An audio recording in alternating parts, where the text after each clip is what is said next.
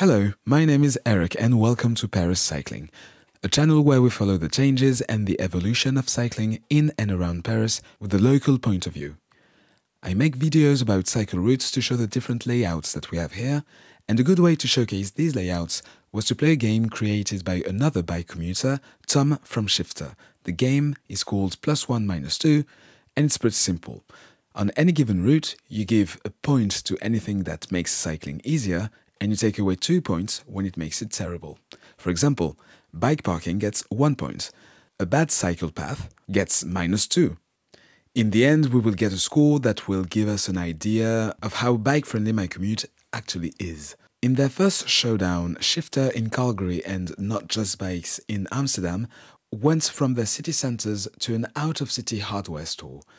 Fortunately, like in Barcelona, you can easily walk to a hardware store in Paris or the region. So, as a compromise, I will use my commute to Paris in order to play the game. I'm sure there will be plenty of stores along the way. If you're not familiar with the concept, you can check out Shifter's playlist with many other cities around the world playing the exact same game. Except they didn't lie. We are going to Paris from Vincennes, a small suburb right outside of the city, to go through other towns before reaching our destination in Père-Lachaise. Alright, let's jump right into it. So we start in Vincennes, a very residential town, and I must award my first -2 points for the road. It's bad. +1 point for the race crossing next to the market.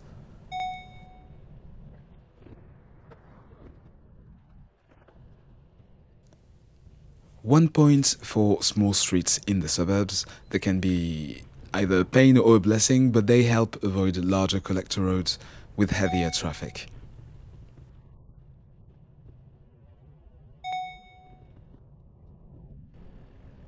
-2 points for on-street parking. It's everywhere.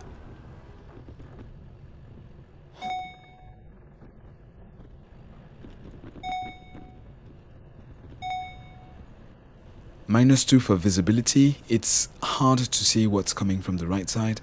Maybe if there was a stop sign or a yield sign somewhere.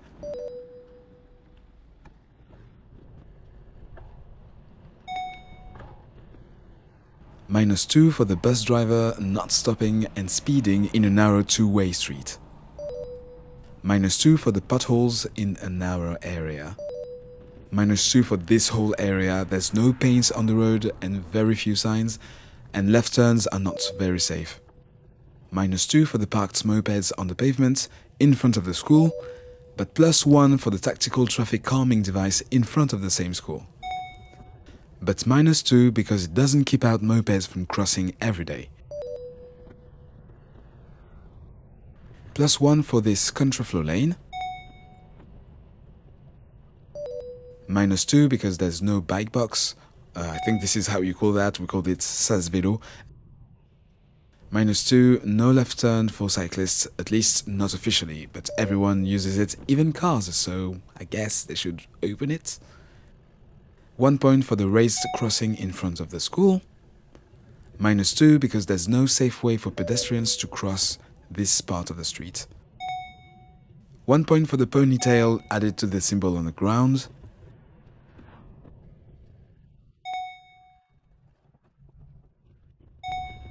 -2 for the absolute nightmare this section is. +1 because it's quiet. +1 because it's a cute neighborhood and it has an old French village feel to it. +1 for street art.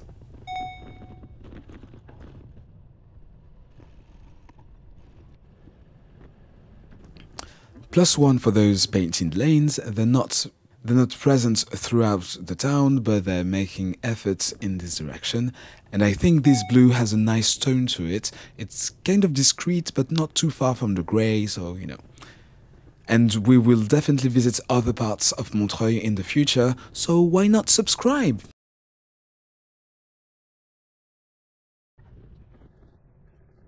+1 point for this Dutch-style continuous raised sidewalk crossing with the bike path and the beginning of a painted lane. Incredible. +1 point for this recently upgraded one-way street. There's also a painted bike path. on the left. And this street is wide with a clear sign in the middle, which makes it comfortable. -2 for this whole segment. The paint is gone, the speed is supposedly limited to 20 km per hour, but there's nothing to actually slow down cars except for paint. -2 for the 2 large containers just before crossing. 1 point for the shared bus lane.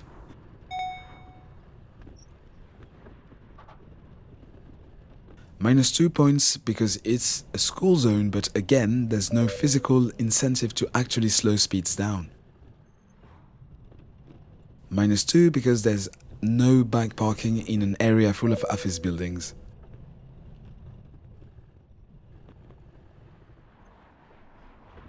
-2 points for on-street parking. We can't see the pedestrians, and it's just a metal corridor made of cars. -2, no possibility to pass cars because of on-street parking. -2 for this joke of a lane, a terrible step and almost no room for pedestrians. -2 for allowing cars to park here. Now we're entering Paris. +1 million billion trillion quadrillion yuns. One of my favorite spots in the world. Cars aren't allowed, even if many mopeds come through. It's a very, very quiet way to enter Paris. -2 for this painted path. I don't think we should have to share. The road is large enough and bikes can definitely use it. Pedestrians skip the pavement.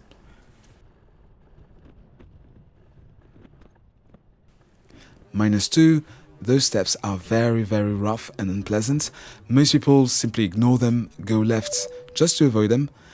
And these are from the road redesign from 2012 for the opening of Tram T3B.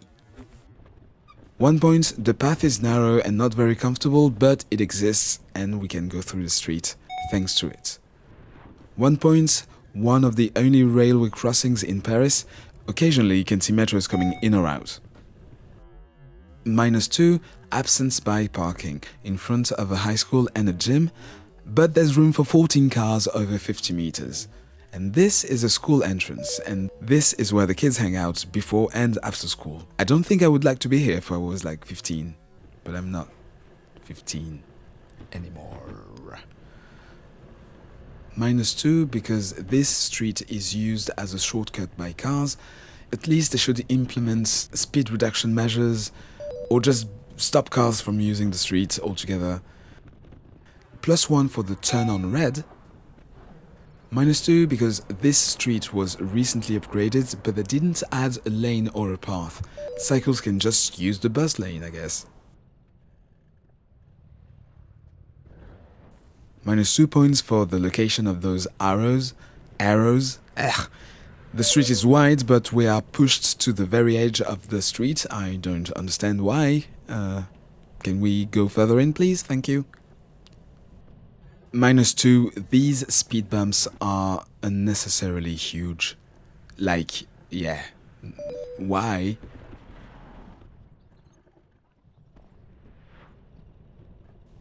-2 for these 2 trucks and these 2 drivers being able to do this with no consequence.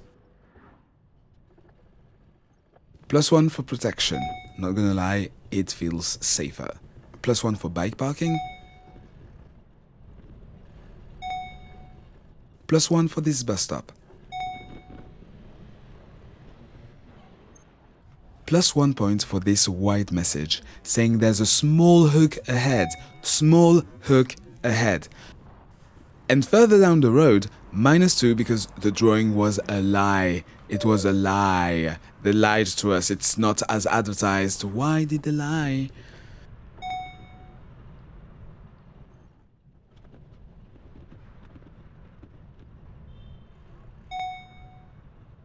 And here we go again. +1 points for the white message. -2 for the execution. Again, +1 for the message. -2 for the execution. It's like, it feels like a video game. I think I said that in the video. +1 from this M12, turn on red.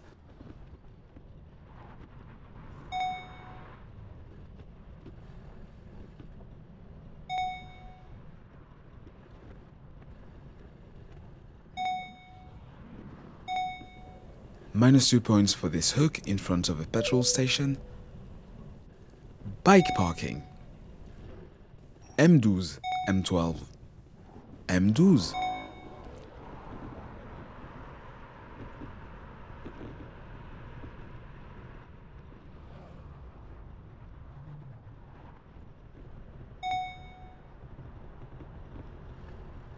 And we made it to the fictional hardware store. Let us see the scores, shall we? 45 plus 1s, that's 45 points. 32 minus 2s, that's minus 64 points. For a total of minus 19, which is okay, I guess. I mean, it's better than less than that, right? How hard was it? The journey has many negatives, like the lack of continuity between towns or even neighborhoods, road quality, absent parking in dense areas, things that have the power to potentially turn away bike commuters. I wasn't carrying anything, but any cargo bike or back feeds could easily do the same, even with a medium load. I cannot guarantee it would be comfortable though, but it's doable.